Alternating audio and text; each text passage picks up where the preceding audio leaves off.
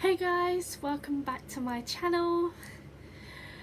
Today we are filming part 2 of my bedtime stories for Christmas Eve. And today, as mentioned in my last video, we are reading One Snowy Night by Nick Butterworth. And it's one of the Percy the Park Keeper's stories, so I didn't realise that this was celebrating 30 years of Percy the Park Keeper, so I'm pretty pleased that I picked up such a good book now. So, Percy the Park Keeper. Welcome to Percy's Park. Percy the Park Keeper works hard looking after the park and his animal friends who live there. But Percy still likes to find time for some fun and games. And of course, in Percy's Park, there's always time for a story.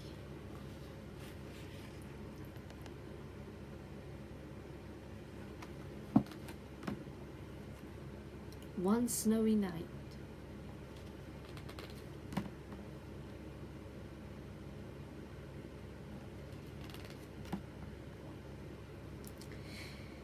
It's cold in the park in winter, but Percy the Park Keeper doesn't mind.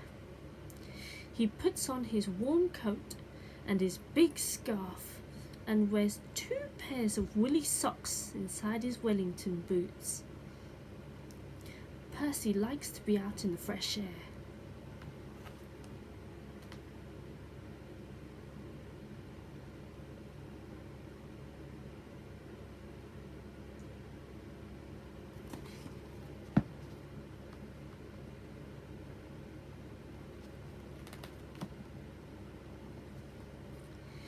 In the middle of the park, there is a little hut.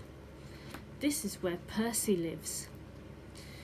When it gets too cold to be outside, Percy goes into his hut where it's cozy and warm. The animals who live in the park all know Percy's hut. Every day he shares his lunch with them.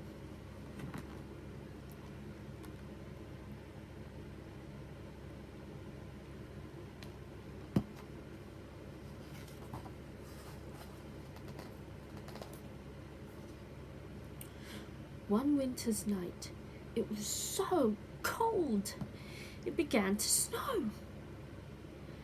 Great big snowflakes fell past the window of Percy's hut. Brrr, said Percy. I think I'll need an extra blanket tonight. He made himself some hot cocoa and got ready for bed. Suddenly, Percy heard a tapping sound. There was somebody at the door. Now who can that be at this time of night? Thought Percy as he went to the door and looked out.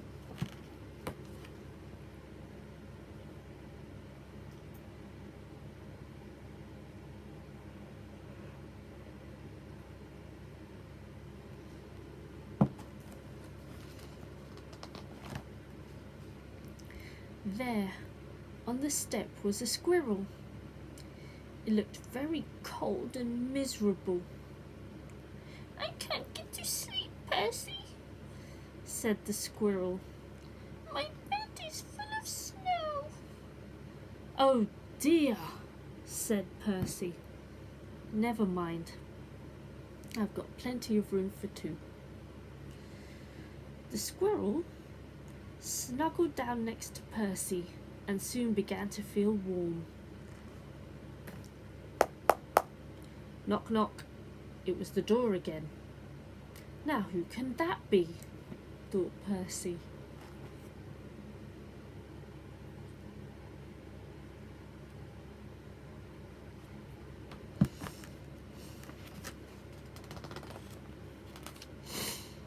Standing outside were 2 shivering rabbits. It's freezing, said one rabbit. We're frozen, said the other. You poor things, said Percy. Come in and warm up. The rabbits squeezed into the bed next to Percy and the squirrel. There wasn't much room. Could you face the other way? Percy asked the squirrel. Your tail is tickling my nose. Knock, knock. Oh dear, said Percy. Now there's somebody else at the door.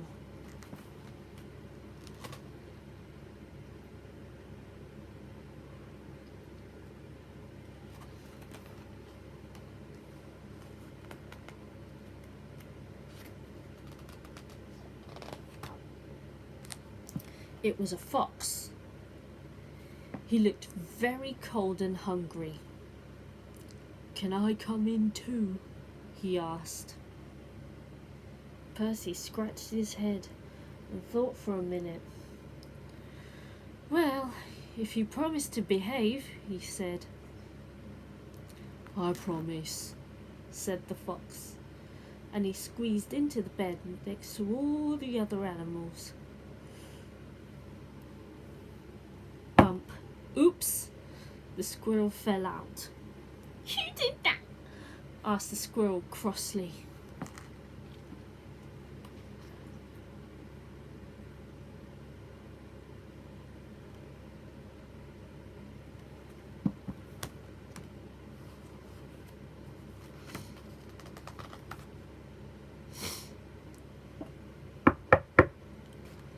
Good gracious, said Percy. It's the door again. This time, Percy had quite a surprise. There, on the step, were a badger, 2 ducks, a hedgehog, and a whole family of mice. They all wanted a bed for the night.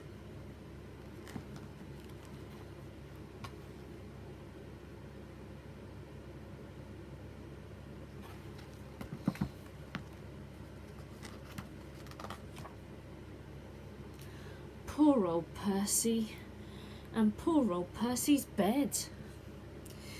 The animals pushed and shoved and rolled around the bed, but there was just not enough room for them all.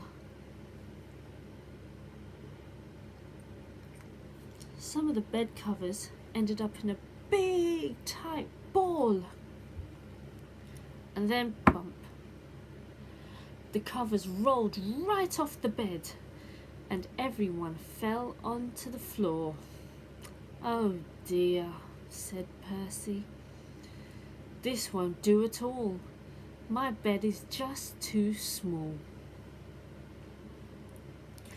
Suddenly, one of those mice pricked up his ears.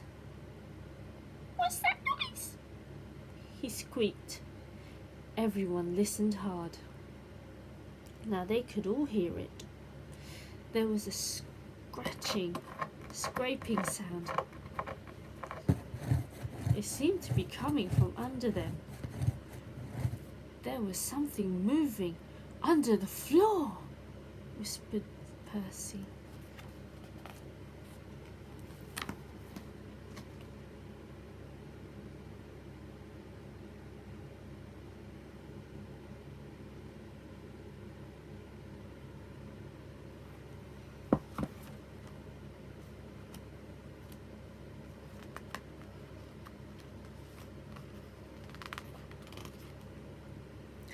The animals looked frightened, and the mice all started to squeak at once.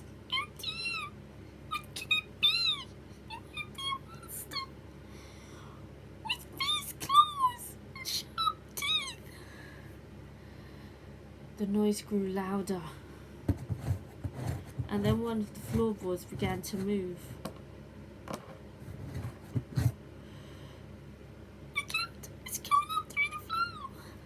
Suddenly, there was a loud creak. cried the animals, and they all ran to hide. Oh.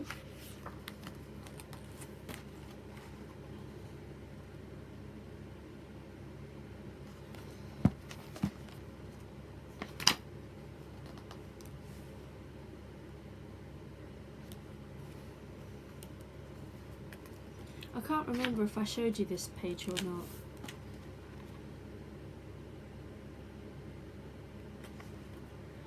I might have done, but I forgot. Anyway.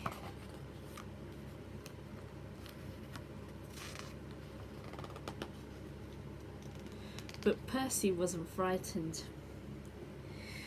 He started to chuckle. Then he laughed out loud.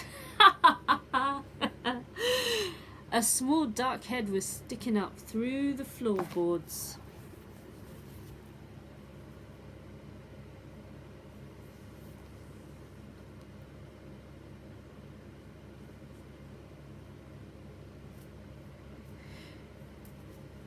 This isn't a monster. It's a mole. "I'm sorry to burst in like this," said the mole. "I knocked on the door, but nobody heard me."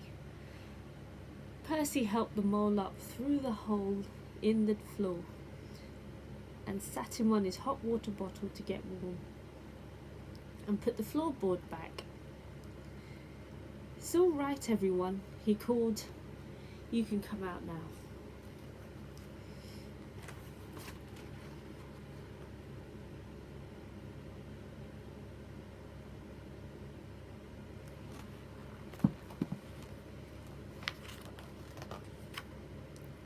But nobody moved. Nobody stirred. Nobody wanted to come out. The squirrel was tucked away in the pocket of Percy's dressing gown. The hedgehog was in his coat. The fox, the rabbits, the badger and the ducks were all safely hidden away. The mice had even squeezed themselves into Percy's slippers. Everyone had found a cosy bed. "Well, I never," said Percy.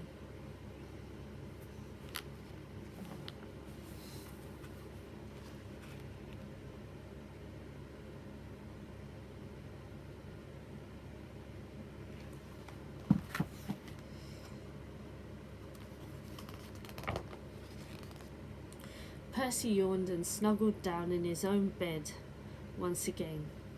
"That's better. Now I've got plenty of room," he said, "and a little to spare for a mole." But before I say the end, I have a surprise. This book came with a poster.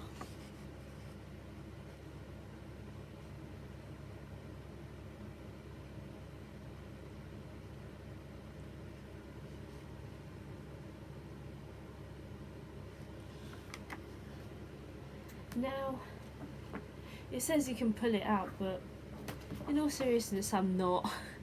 I'm just going to leave it right where it is. Now, I do apologise for yawning, but those bedtime stories they were enjoyable, but I'm filming this quite late at night. And I think it's past my bedtime. And this little bear made an appearance. I honestly didn't think he would, but he did.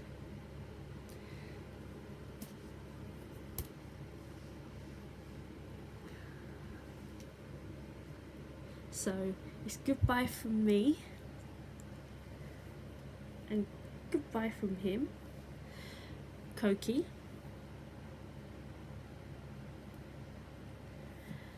And I will see you again on the next one.